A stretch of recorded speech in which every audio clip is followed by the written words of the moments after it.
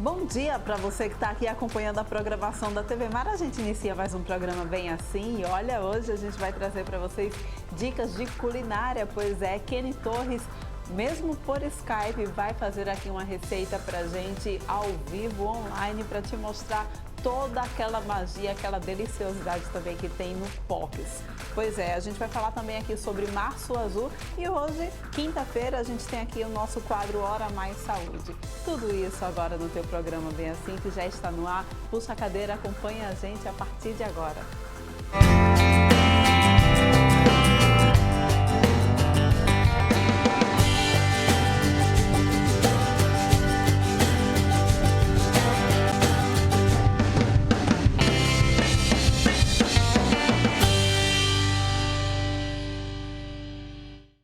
E a gente inicia o nosso programa, lembrando a você que você pode acompanhar toda a nossa programação, o programa Bem Assim também ao vivo através do portal Gazeta Web. Acesse www.gazetaweb.com, você vai acompanhando a nossa programação ao vivo, além também de se manter muito bem informado, tá bem? E a gente também está presente nas redes sociais, segue a gente lá no Instagram, também no Facebook, acompanha a gente lá no nosso canal do YouTube, onde você vai poder ver e rever as nossas matérias, entrevistas, programas e reportagens especiais. E a gente já está aqui na companhia da Gabi Garrido, que vai nos passar informações, principais destaques relacionados à saúde, o que rolou essa semana. E olha, não foi pouca coisa não, né, Gabi? Foi não, estamos Inclusive, é impossível a gente iniciar esse quadro sem falar da situação da Covid-19 em todo o país. Situação extremamente preocupante. E eu queria que você pudesse, então, abrir o quadro de hoje, Hora Mais Saúde, falando um pouco de Covid-19. Vamos rodar a vinheta antes disso? Vamos lá?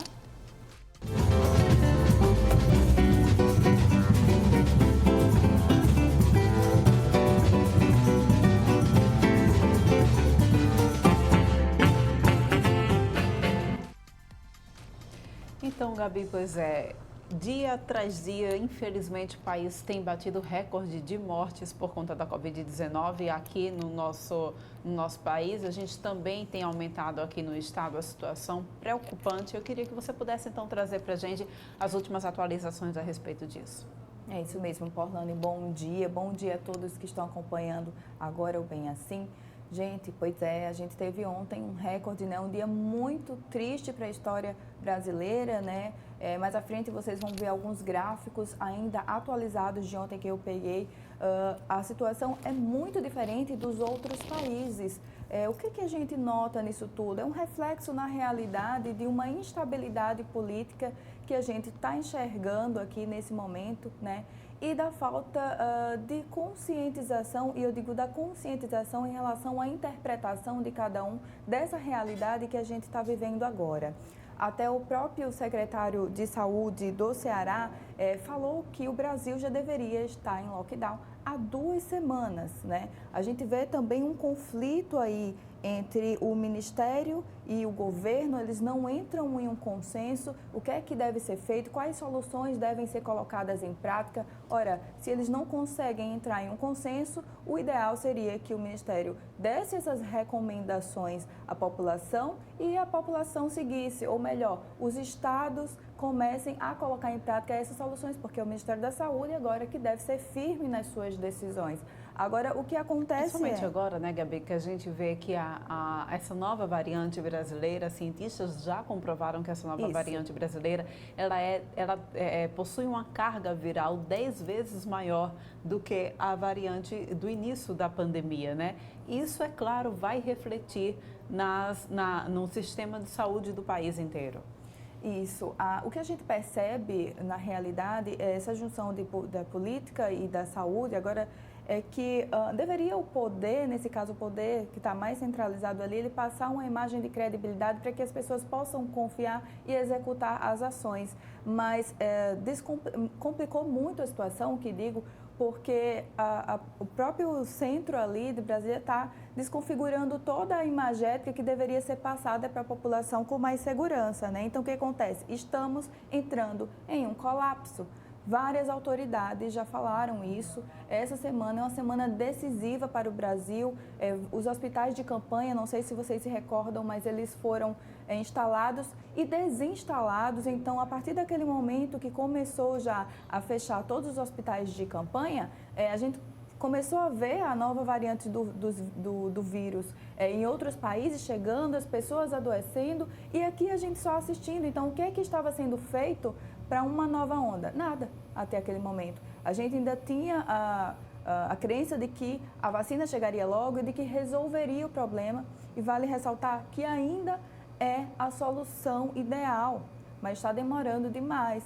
Então, assim, Porlane, eu vou pedir para que a produção coloque os gráficos para a gente acompanhar um pouquinho como está a situação do Brasil.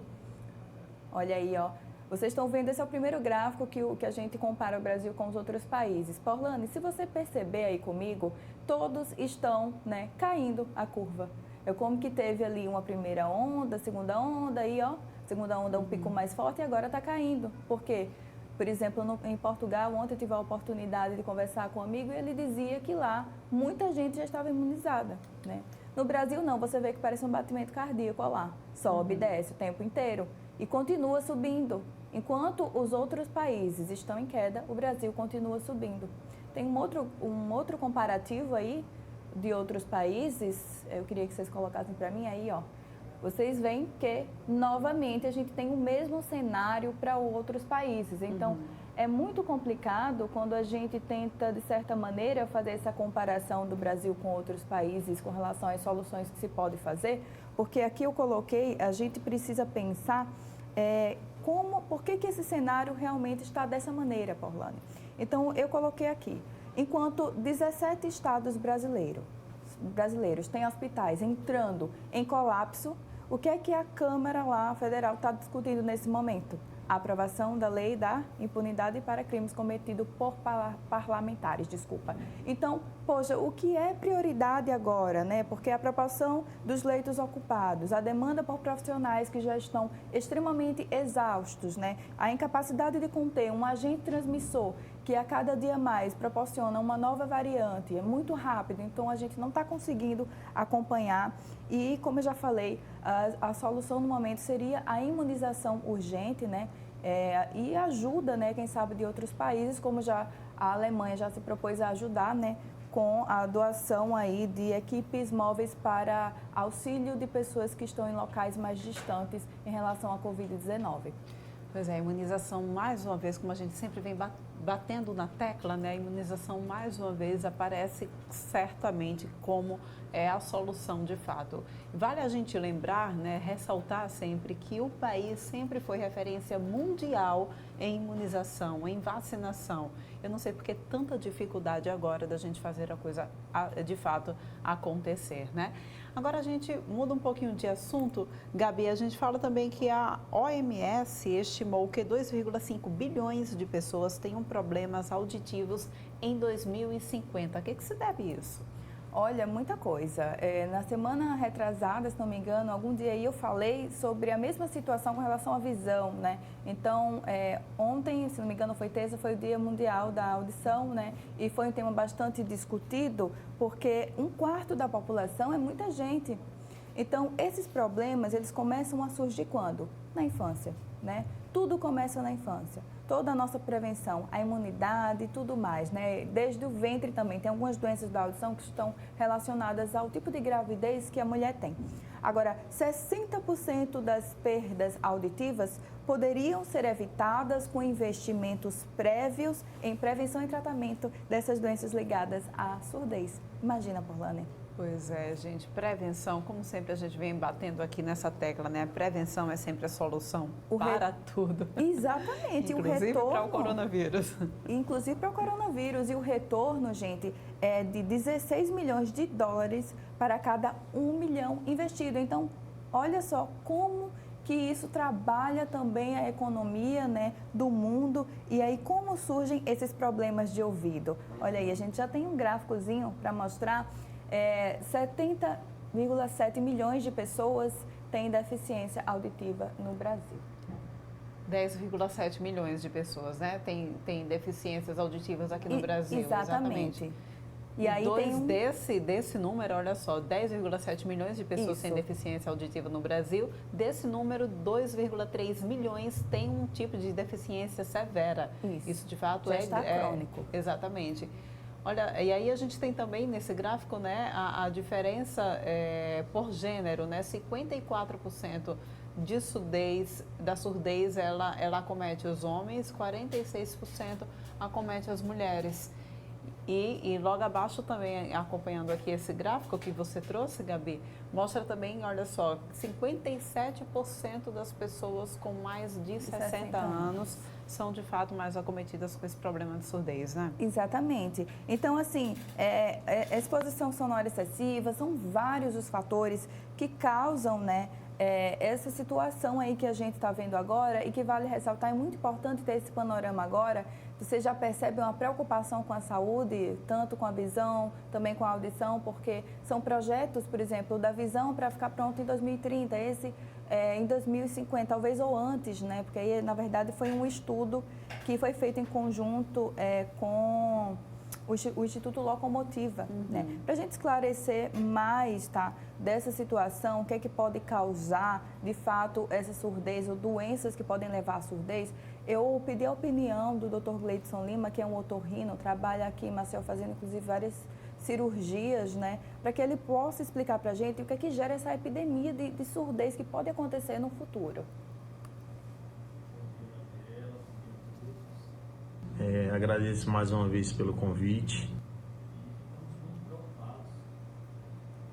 Com esse relatório que foi publicado no dia 2, são dados assustadores e que nos deixa bastante preocupados.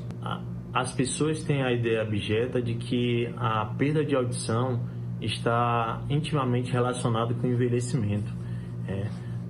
Sim, existe uma parcela desses pacientes que são por conta do envelhecimento natural, que nós chamamos de presbiacusia, que é a perda da audição pelo envelhecimento natural, né?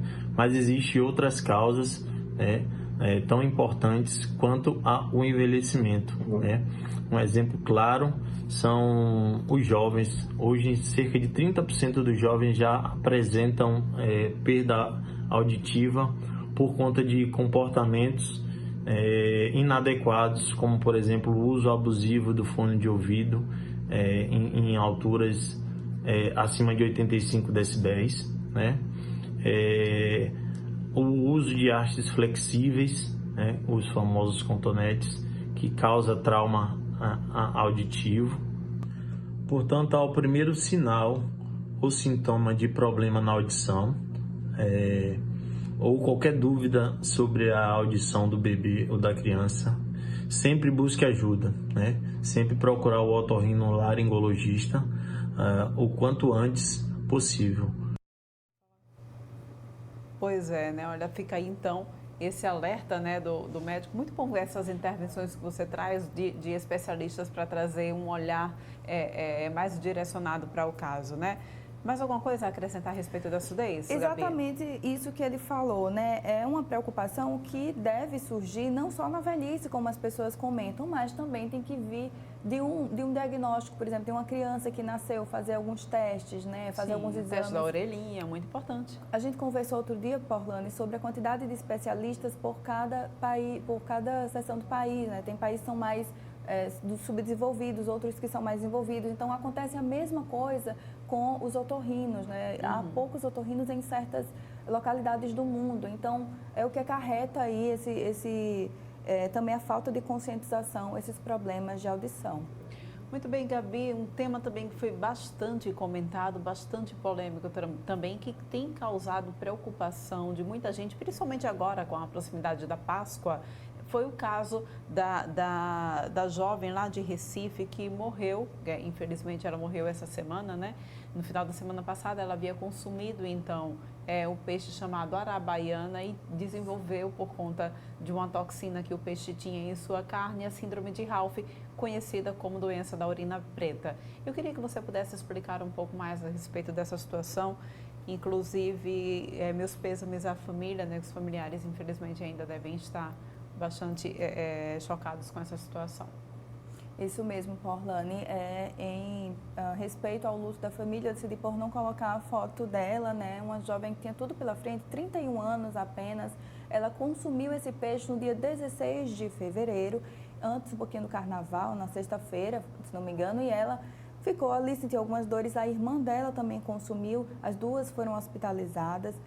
A irmã, logo depois de ser hidratada e tomar alguns medicamentos, ela foi liberada. A moça, né, a Priscila, não, ela continuou lá e veio a falecer ontem. Então, por quê? Insuficiência renal. Essa toxina, ela atinge justamente o rim, é por isso que a pessoa urina a cor preta, né? São vários os componentes aí médicos, eu não vou me arriscar, que levam a isso. Mas, fora isso, também leva quadros como se fosse de uma mialgia, uma dor aguda, né, na musculatura, porque em alguns casos essa toxina leva à necrose muscular. Então, assim, a gente pensa, poxa, que coisa monstruosa vindo de um peixe, né, que a gente considera uma coisa tão saudável. Mas é só esse peixe, Gabi, que causa isso? Não. Já há relatos, inclusive, do consumo de outros peixes também finalizarem nesse tipo de síndrome, tá, gente? Como é o caso de... Deixa eu lembrar um. Esse é conhecido também como olho de boi, né? Mas existem outros peixes que a gente consome bastante. Peixes de água doce no geral, tá, gente? Lagostim, tambaqui também. Isso. São peixes de água doce no geral. Eles consomem... A primeira hipótese é de que eles consomem uma alga. Essa alga tem a toxina... Até agora eu procurei, eles não têm o nome dessa alga em si. Mas eles consomem, aí esse consumo fica no organismo do peixe. Mesmo que você frite, cozinhe, faça qualquer tipo de preparação, ela vai continuar lá. Então, assim, na Bahia, só no mês de fevereiro, houve um aumento de 200% nos casos dessa síndrome nas pessoas que consumiram. Foram mais ou menos 40 casos na Bahia. E esse número, a gente deve se preocupar, o que é que está acontecendo, a poluição das águas. Não, a gente só deve ficar mais atentos, né, à forma de conservação, porque também há uma hipótese de que essa toxina ela possa se proliferar de alguma maneira, de acordo com a forma de armazenamento do peixe ali.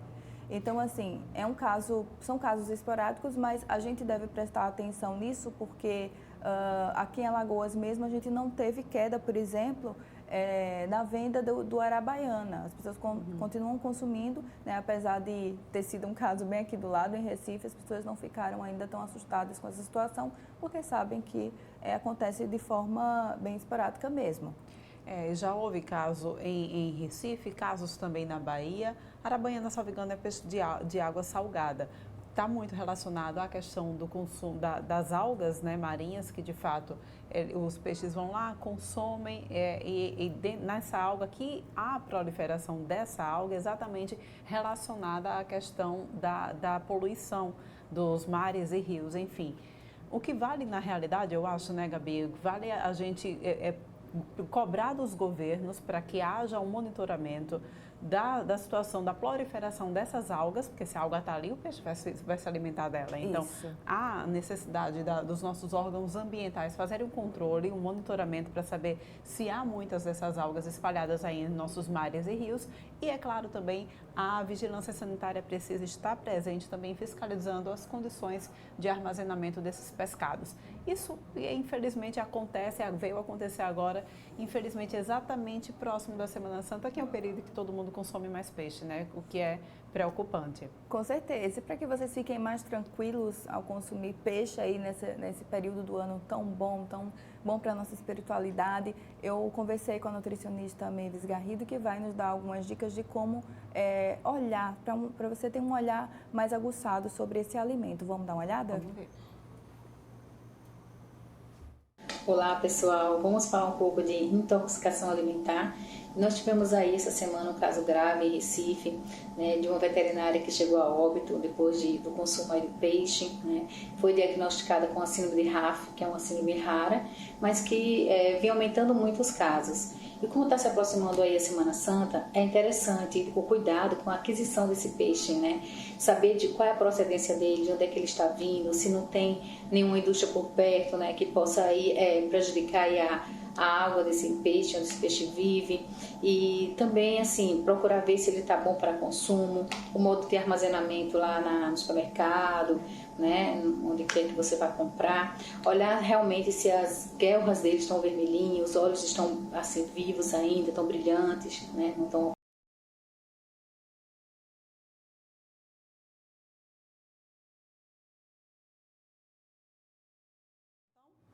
A gente teve um probleminha aqui com o vídeo, travou, mas vale sempre a gente lembrar, precisa as guelras estarem vermelhas, os olhos precisam estar brilhantes, a carne do peixe também, muito importante a gente frisar isso, a carne do peixe ela precisa estar firme, não pode estar se desmanchando, tudo isso é sinal de que o peixe está bem acondicionado. Caso não esteja assim, desconfia logo e vale inclusive fazer o registro na vigilância sanitária para denunciar quem porventura esteja vendendo então peixes acondicionados de forma errada, né? Todos os casos já estão sendo investigados, eles têm uma amostra de cada alimento, então mais adiante a gente vai ver o resultado dessas análises. Muito bem. E agora você sabia que as mulheres com câncer de mama possuem benefícios no INSS?